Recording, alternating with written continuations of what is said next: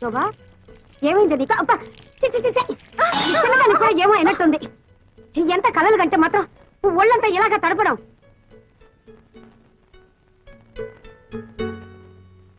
అమ్మే తాడికొండ వారి సంబంధం పెళ్లి చూపులకు బయలుదేరదామనుకుంటుండగానే గుండురాయి లాంటి వాళ్ళ తాతగారు గుండెకి చచ్చిపోయాట, సంబంధం క్యాన్సిల్ అని రాసేశారు. అమ్మాయిని చూడక్కలేదు, ఫోటోలు చూస్తే చాలు అన్న పిఠాపురం సంబంధం వారు ఫోటోల్లోనే కాకుల్లా ఉన్నారు, నిజంగా కోతుల్లాగా. అది వారి అభిప్రాయం రాసినారు. దీంతో పెళ్లి సంబంధాల లిస్ట్ ఎల్లా కరణ్యం. మీరేం బాధపడకండి అమ్మా, ఎవరెట్టిపోతే మనకి. మీకింత కష్టం వచ్చినప్పుడు మేం లేవు చెప్పవయ్యా. శోభ కుట్టికు నీరు కుట్టికు సరిగ్గా సరిపోయే 2 పిల్లకాయలు ఉన్నాయి. అల్లే రాజంశే. ఎవరు వాళ్ళు? మా బిడ్డలే, ఈయన కొడుకు నా కొడుకు. మా పిల్లకాయలకి సంబంధాలు రాక కాదు, పాలగట్టు నుంచి పాలకొల్లు నుంచి రెడీగా ఉన్నాయి. కానీ అమ్మగారు కష్టాల్లో ఉన్నారని క్యాన్సిల్ చేసేసినాం. అల్లే అవును, ఏదో ఇన్నాళ్ళు మిమ్మల్ని నమ్ముకొని ఇక్కడ పడున్నాం. మన సంబంధాలు కూడా కలిసిపోతే ఈ ఆస్తి బయటికి పోకుండా ఉంటుంది కదా అని చాలు. మొగుడు తెచ్చిన నువ్వు, పెళ్ళాన్ని తెచ్చిన వీడు నా కూతుళ్ళని పెళ్లి చేసుకుంటామని అడుగుతారా? ఎంత ధైర్యమే మీకు? ఇంకొక మాట మాట్లాడారంటే డొక్క చించేస్తాను. ఆగమ్మే, మా సంగతి సరే. నీ కూతురు ఏమన్నా పత్తితులా? వాళ్ళ గురించి జిల్లా మొత్తం స్టోరీలుగా చెప్పుకుంటున్నారు. అయినా నల్ల కళ్ళద్దాలు పెట్టుకుని గదిలో ఎక్సర్సైజులు చేసే మీకేం తెలుస్తుంది బయట ఏం జరుగుతుందో? ఏమిట్రా పిచ్చివాగుడు? ఆగండి సరే, ఆడపెత్తనం ఉన్న చోట మగాళ్ళు మాట్లాడకూడదు, అది ఇంటి ఆచారం. విషయం ఇంత దూరం వచ్చాక ఇంకా దాచడం ఎందుకు? నిజం చెప్పేద్దాం. ఇంతకాలం మీరు ఏ సంబంధాన్ని వద్దనుకుంటున్నారో అదే మీ మేనల్లుడితో ఒక్కరు కాదు, మీ 2 కూతుర్లు కలిసి తోటల్లోనూ దొడ్లల్లోనూ తెగ కులికేస్తున్నారు.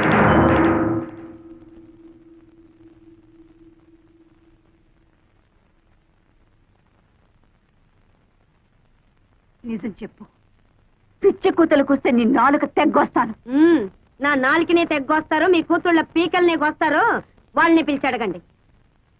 శోభా, నీరజా,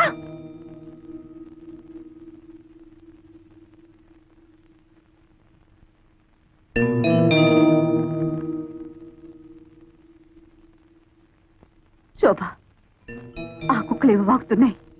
నిజం చెప్పు, నువ్వు ఆ వెంకటిని ప్రేమించావా?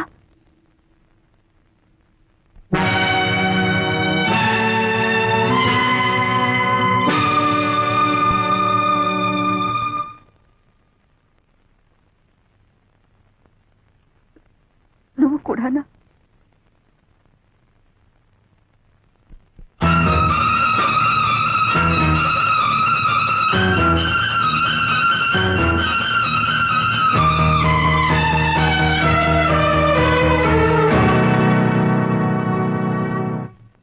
ఇప్పటికైనా నిజం తెలిసిందల్లే, ఎప్పటికైనా మా పిల్లలే మిగ్గతి.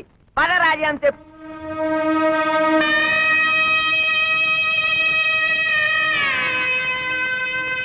ఏమిటి, మీకు ఇది న్యాయంగా ఉందా? నేనేం ద్రోహం చేశానే మీకు? అల్లారు ముద్దుగా పెంచాను, అడిగినవన్నీ ఇచ్చాను. కడుపులో పెట్టుకుని పెంచుకున్నందుకు నా గుండెల మీద తంతారంటే నేనేదైతే ఇంట్లో జరగకూడదనుకున్నానో అదే జరిపారు.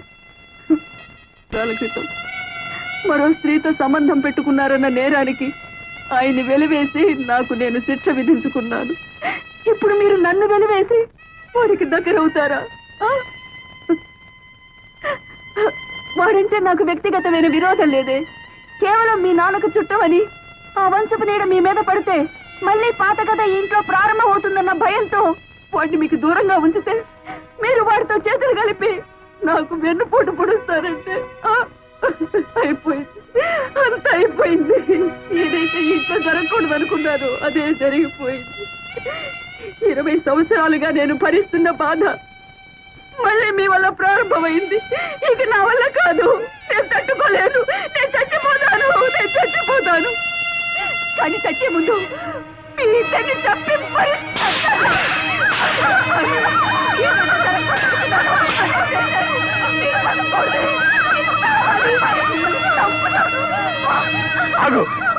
ఏమిటా పిచ్చావేశం? వాళ్ళిద్దరిని చంపే హక్కు నీకు ఎక్కడుంది? ఏమిటి మీరనేది? అవును, వాళ్ళిద్దరిలో ఒకరు నీ బిడ్డగా.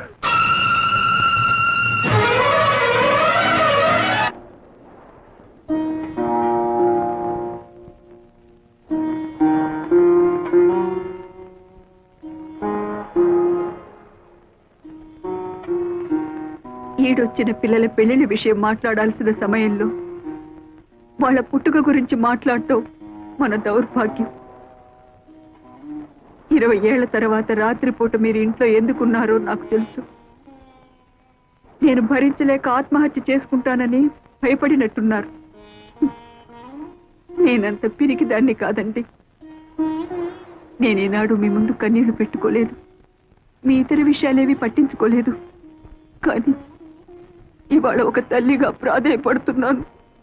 చెప్పండి, ఒకరు నా బిడ్డ కాదా? అవును, ఆ ఇద్దరిలో ఒక బిడ్డ నాగమణికి పుట్టింది. నాకు తెలియకుండా ఎలా జరిగింది?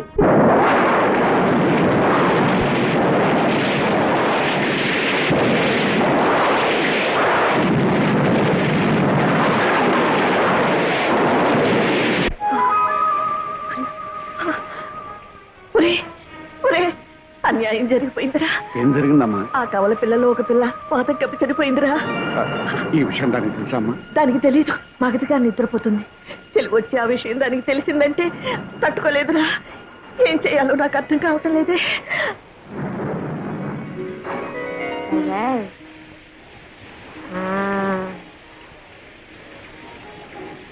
నేను వెళ్ళొస్తానమ్మా. పాప మీరు జాగ్రత్త. అమ్మా, ఆ చనిపోయిన బిడ్డను ఎలా తీసుకురా? నన్ను రమ్మన్నదే, నిన్ను రమ్మన్నదే, ఇద్దరిని రమ్మని నిద్దరో ఎందిరో మావా నాగులు దండలు బాబు. ఎదుటి బాబు వాళ్ళు వస్తున్నారు. ఈ బిడ్డ బాబా నాదే, కానీ పెంచుకునే ప్రాప్తం లేదు, చనిపోయింది. ఈ విషయం మీ అమ్మగారికి తెలిస్తే తట్టుకోలేదు. అందుకనే రహస్యంగా మట్టి చేయడానికి తీసుకెళ్తున్నాను. మీకెందుకండి శ్రమ? నాకు ఇవ్వండి బాబు, ఇలా ఇవ్వండి, ఇవ్వండి బాబు. ఆనాడు మీ తల్లి కన్నీళ్లు తుడవడానికి మీరు నాకు ద్రోహం చేశారు. ఈనాడు మీ భార్య కన్నీళ్లు తుడవడానికి నా బిడ్డని. నాగమణి, నన్ను అర్థం చేసుకో. మన పాలిటి శాపం మన బిడ్డ పాలిటి వరమైందనుకో. వరం ఏమిటండి మీరిచ్చిన వరం? తల్లి నుంచి బిడ్డను వేరు చేయడమా? కన్న తండ్రి కన్న బిడ్డకి కన్న తల్లి ఎవరో తెలియకుండా పెంచడమా? నాగమణి, నీకెలాగూ సంఘంలో స్థానం కల్పించలేకపోయాను. కనీసం మన బిడ్డకైనా కల్పించి చేసిన తప్పును దిద్దుకొని. నా బిడ్డ ఎంతటి స్థానంలో ఉన్నా కూడా నాకు అమ్మ అని పిలిపించుకునే రాత ఇక ఉండదు కదండి. ఎందుకు నాగమణి బాధపడతా? నేనేమైనా పరాయి ఊరు తీసుకెళ్తున్నానా? నీ కళ్ళ ముందే పెరుగుతుంది.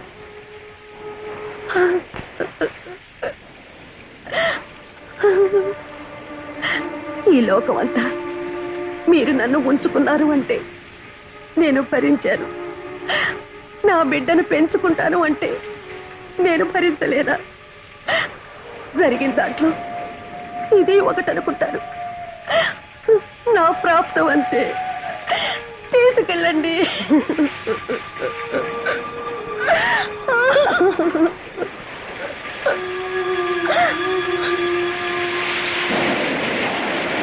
నన్ను రమ్మన్నది ఇద్దరిని. ఓ బిడ్డ పాతి పెట్టాను, ఇంకో బిడ్డ చేతిలో. అంటే నాగమే. అయ్యగారండి, అదేడు బాబు అలా జడుచుకున్నారు? నేనేం దియ్యాను కాదు బాబు, గొండప్పనే. అయితే ఓ బిడ్డను మట్టి చేసి ఓ బిడ్డను మార్చేస్తున్నారన్నమాట. గుండప్ప, ఈ గుండప్ప కావలసిన పడైతే నోరు తెరవడు బాబు. చనిపోయిన బిడ్డను వానలో తడుపుతా కప్పెడుతుంటే గొంతులో పోసింది దిగిపోయింది. అందుకనే ఈ విషయం అట్టాగే మనసులో ఎత్తరే ఫోటోలాగా అచ్చయిపోయిందండి. ఈ రాజాన్ని డబ్బుతో కప్పేది బాబు. ఏమిట్రా నువ్వు చేసిన పని? నాగమణ్ణి పెళ్లి చేసుకుంటానంటే నీ ఒప్పుకోలేను దాన్ని. దానికి పుట్టిన బిడ్డని నాకు మనవరాలిగా ఎలా ఒప్పుకోగలనురా? ఆనాడు నీ పెద్దరికాన్ని గౌరవించానమ్మా. ఆ గౌరవాన్ని నిలబెట్టుకోవాలనుకుంటే రత్నానికి తెలివి రాకముందే ఈ బిడ్డను తీసుకెళ్లి పక్కలో పడుకోబెట్టి. అమ్మా, పిల్లలిద్దరూ రత్నాలా ఉన్నారమ్మా. అది సరే కాని కోడలు పురుడు పోనప్పుడు పట్టుచీర కావాలని పట్టుపట్టిన దానివి తీరా ప్రసవించే సమయానికి ఎక్కడ తగలడ్డావే? ఏం చేయనండి అమ్మా, అక్కడ నాగమణమ్మ గారు నొప్పులతో బాధపడుతుంటే అయ్యగారు నన్ను అక్కడికి పంపించారు. అక్కడ కూడా ఆడపిల్లే పుట్టిందమ్మా, అచ్చ అయ్యగారి పోలికే. ఎంతకాలమని నోరు మూయించి నా కళ్ళు కప్పుతారు. ఏమి అచ్చం అయ్యగారి పోలికలతో పుట్టిన ఆ పిల్లెవరు, దాని తల్లెవరు? అది అది నేను ఇక్కడ నొప్పులు పడుతున్నానని తెలిసి కూడా నిన్ను అక్కడ పంపించారంటే ఆయన గారికి అంత ముఖ్యమైన మనిషి అది. చెప్పవే. తెలీదమ్మా. తెలీదు? తెలీదు. అబ్బా, నన్నెందుకమ్మా కొడతారు? మీరు బాగానే ఉంటారు. అత్త మీద కోపం దొత్త మీద చూపించారని ఏమన్నా అంటే మా మీద విరుచుకు పడతారు. మీ పెళ్లి కాక ముందు నుంచి అయ్యగారికి నాగమణమ్మ గారికి సంబంధం ఉంది. ఈ సంగతి పెద్దమ్మ గారు కూడా తెలుసు. ఓహో, తల్లి కొడుకులు కూడవలుక్కునే నాకు అన్యాయం చేశారన్నమాట. అంత మాట అనకమ్మా. కేవలం ఆవిడతో పరిచయం అనుకున్నాను కానీ ఇంతవరకు వస్తుందని ఊహించలేదు. అబద్ధం ఆడకండి. ఆస్తి అంతస్తు కోసం ఆవిడ్ని బయటికి గెంటేసి నా సొమ్ము కాసపడి నా గొంతు కోశారు. దగ్గరుండి మీ కొడుకు చేత వ్యభిచారం చేయించారు. అమ్మా, ఏ చేసిన విషయం చెప్తే తప్పొచ్చిందా? అమ్మ తర్వాత అమ్మ అత్తమ్మ అంటారు. సాటి ఆడదన్న గౌరవం కూడా లేకుండా నాకు ద్రోహం చేశారు. ఇంత జరిగాక అందరం కలిసి ఒకే చూరు కింద ఉండటం జరగని పని. నేను మా పుట్టింటికి వెళ్తున్నాను. వద్దమ్మా, ఇంటి కోడలు తెగతెంపులు చేసుకుని పుట్టింటికి వెళ్ళిపోయిందని అపకీర్తి నా కుటుంబం భరించలేదమ్మా. నేనే నా కూతురింటికి వెళ్ళిపోతాను. కానీ నీ భర్తకు మాత్రం అన్యాయం చేయకు. చూడండి, ఒకళ్ళు తిన్న కంచంలో తినే అలవాటు ఈ శేషారత్నానికి లేదు. ఏదో జన్మలో నేను చేసుకున్న పాపానికి శిక్షగా మీ వల్ల నాకు 2 బిడ్డలు కలిగారు. చాలు. సమాజాన్ని గౌరవించాలి గనక పేరుకు నేను మీ భారీగా ఉంటాను. అంతేగాని ఇక నుంచి మన ఇద్దరి మధ్య ఎలాంటి సంబంధం ఉండటానికి వీల్లేదు, ఉండదు. అది కాదు రత్నం. మీకు ఇష్టం లేకపోతే మీ అమ్మతో పాటు మీరు వెళ్ళొచ్చు. ఈ జరిగిన దాంట్లో నా స్వార్థమే ఉందనుకుంటావు, భగవంతుని నిర్ణయమే అనుకుంటావు, మీ ఇష్టం. నిన్ను చేసుకున్నానని ఆవిడని చేరదీశానని నువ్వు 20 ఏళ్లుగా నన్ను వెలివేశారు. చేసిన తప్పుకు శిక్షగా మౌనంగా ఉండిపోయాను. పురిటి కన్నుని తీసుకొచ్చి ఇంటికి అప్పగించా.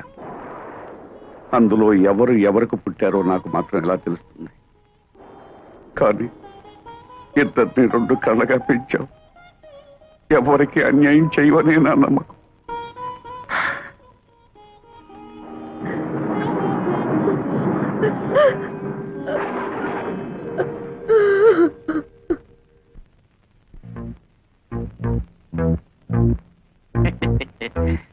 ఆహా, మాట మీద నిలబడే మనుషులంటే నాకు చాలా గౌరవం అండి. ఏదంటే డబ్బు సంచి ఏదండి? గురుగారు, నేను కూడా మాట మీద నిలబడే మనిషినేనండి.